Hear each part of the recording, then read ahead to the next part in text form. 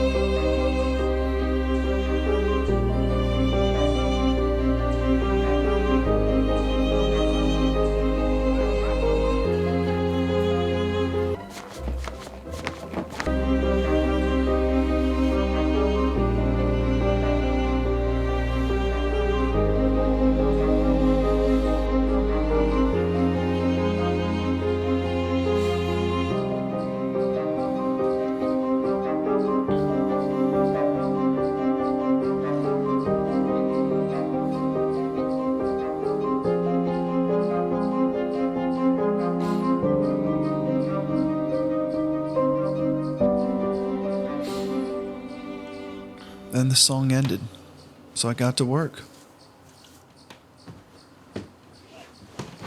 This one's for planning and organizing. This one's more of a journal, creative outlet for thinking. I'll hammer on these until I smell burning rubber.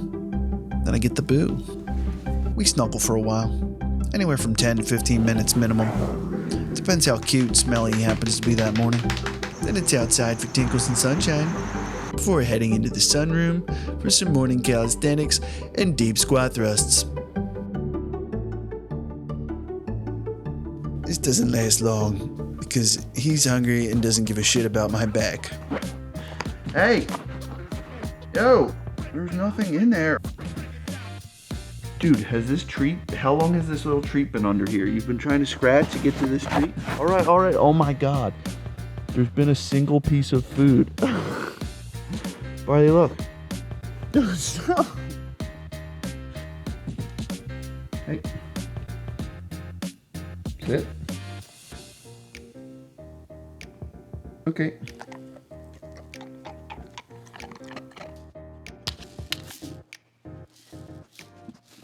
Eventually we compromise it.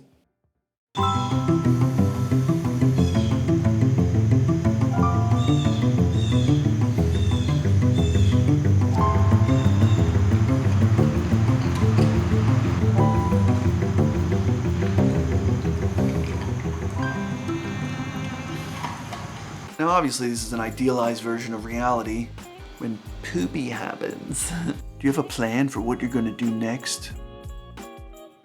That's why the morning routine is so important to me. I think people get trapped in thinking that it's rigid. But honestly, when shit hits the fan, I can default to a routine and just adjust accordingly. Maybe I'll drop some things that aren't absolutely essential that day. But I can keep some of those things that over a long span of time, I want to make sure that those shits are on autopilot. I default to that and make sure that I get in certain things, be it morning planning, meditation, getting a walk in early morning sunlight with my dog. Like, those are just unquestionable things, non-negotiable, that I've kind of made a pact for myself, just that these are gonna get done.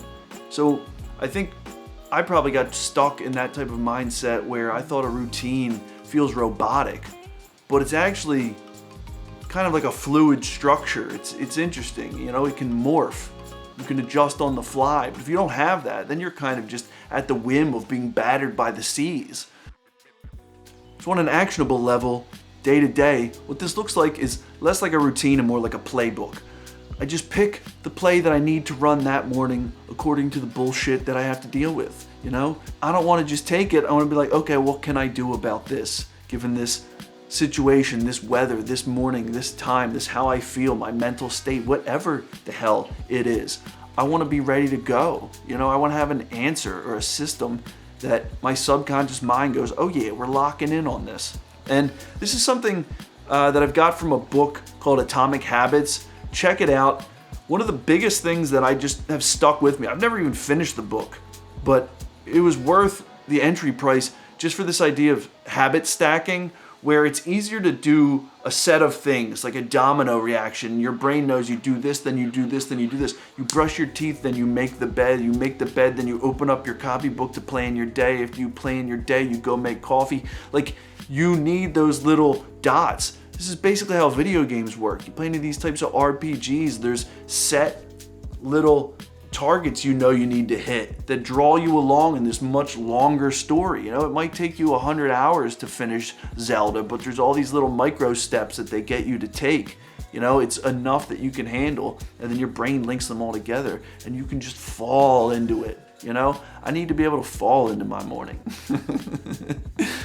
I'm falling into life. You know, no, you're running ahead. You can be hopping on the next hopscotch little block. You know, what are these analogies, Jesus Christ? I think they make sense though.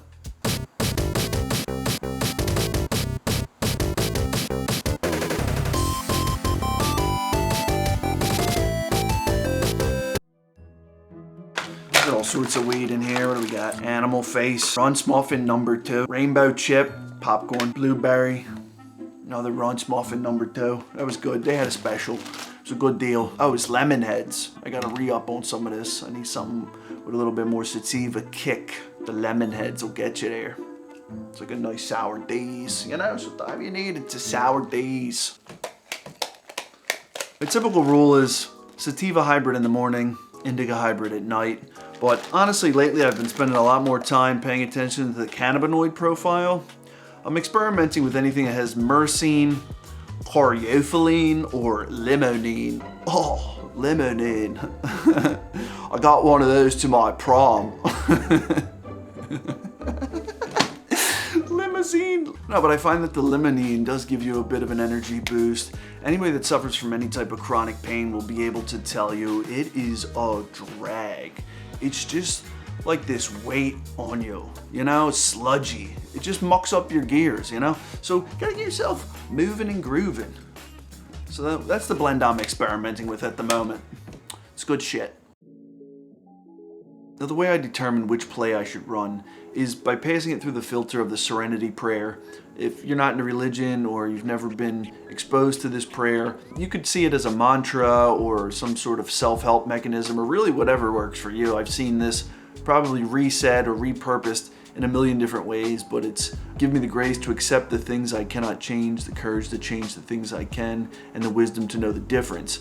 Now, this is something that I had to say all throughout high school. They made us say it throughout the day, just kind of as you can say, oh, it's mind washing or whatever, but it seems like everything is mind washing, you know what I mean? So this is a positive force in your life. You can do this for yourself. You know, advertising works. There's a reason they still advertise Coke. Everyone knows what it is. It's because it gets you to buy it. So you can project these ideas to yourself, and I use this as a filter. It's basically accept the stuff that you can't do anything about and work on and worry about what you can. You know, you'll see this in sales literature. It's just basic human filtering, you know? And that's how I see my day and how I determine which play to pick and how to prioritize what's going to happen in my day. If I can't do anything about it, I'm certainly not wasting any time on it to the best of my ability, you know, or minimize the amount of time I can take to impact something. If it takes a phone call, just get the phone call done in 2 minutes, you know? So anyway, I'm probably going to go more into a talk on how I use timers and these types of things in my life, because really, honestly, these videos help me. I know about all these things. I don't always do all these things. I fall short all the time, but the time, energy, and attention it takes for me to make a video like this makes me then, in my daily life, go, dude, you made a video about this, yet you're not living up to it, or you're forgetting about it. So it's kind of a solidification effect on these types of behaviors that really I want in my life, because they make my life so much better. They are not encumbrances. They're not things that I have to worry about. They're tools that once you have them there, they make the job of living the type of life you want to live a hell of a lot easier. And for me, somebody who deals with chronic pain and problems and health issues, I already have enough that I'm fighting against that I really need to do a better job in my life of making sure that I am using every resource and knowledge at my disposal So again, I hope you learned something from this video. If you did, like and subscribe. I really appreciate hearing about any other tips or things that people do in their lives that really make a difference, especially if you're somebody that's struggling with something. And we all are, you know what I mean? I'm not trying to sit here and say, oh, woe is me. I don't want to feel sorry for myself. I don't think anybody should. It's a bad way to live. It's a bad energy. It's a bad force in your life. So again, comment, and hopefully you'll start a cool conversation that who knows where it'll lead. So as always, thanks for joining me. I'll see you next time.